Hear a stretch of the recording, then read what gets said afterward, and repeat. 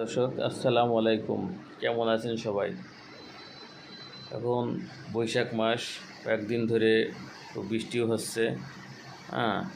এখন আমার যে ছাদ বাগানগুলো আছে তারা কি পরিবর্তন হয়েছে, আগে কি গাছগুলো দেখেছিলেন, এখন কি গাছ আছে, সে সমস্তগুলো আজকে আমরা দেখব। চলেন তাদের কি পরিবর্তন হয়েছে কি না।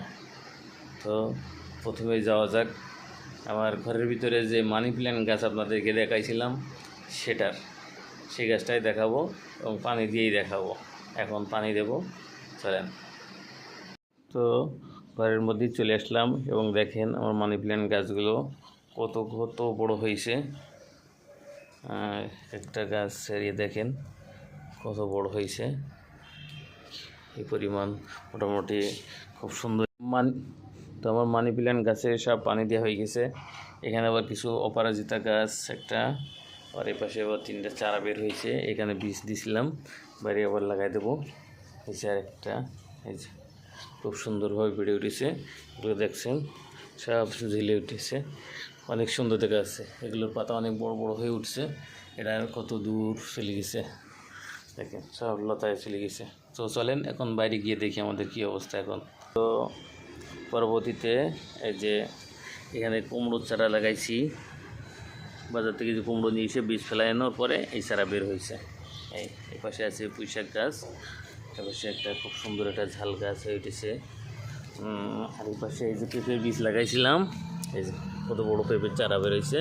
এই যে আরও আছে ওই পাশে, এখানে 3টে আছে, আর এগুলো আছে সব পুদিনা পাতা।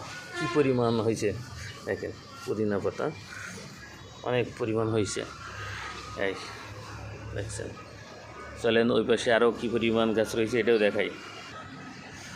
তো আমার এই পাশে যে অল্প কিছু কচু গাছ ছিল সেগুলো, এই যে কচু গাছ কিছু আবার নতুন করে লাগানো হয়েছে।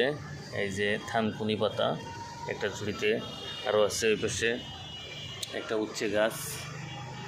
কোনো উচ্ছের ফুলই শুধু হয়, কোনো ফল আসে না। যাই হোক, হচ্ছে কামিনী, এটা সকাল সন্ধ্যা গাছ।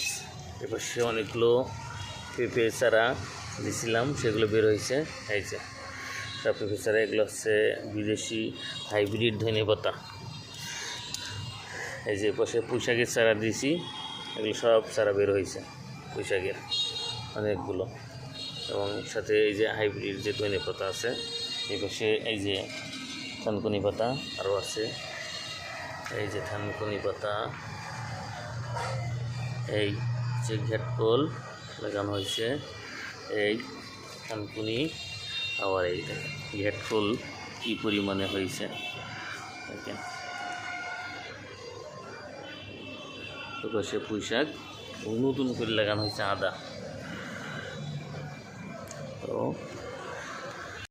আমি সবগুলো দেখলাম আমার ছাদ বাগানের নতুন যে সংযোজন, সেটা হলো ধনেপাতা, ঘেটকল, আদা, এগুলো সব লাগানো হয়েছে। এবং নতুন করে পেঁপের চারা দিছি, কুমড়োর চারা দিছি, এই আর কি। কুমড়ো ভালোই হয়েছে এবং পেঁপের চারাগুলো খুব সুন্দর হয়েছে, অনেক সুন্দরভাবে আমি আপনাকে দেখালাম, দেখেন।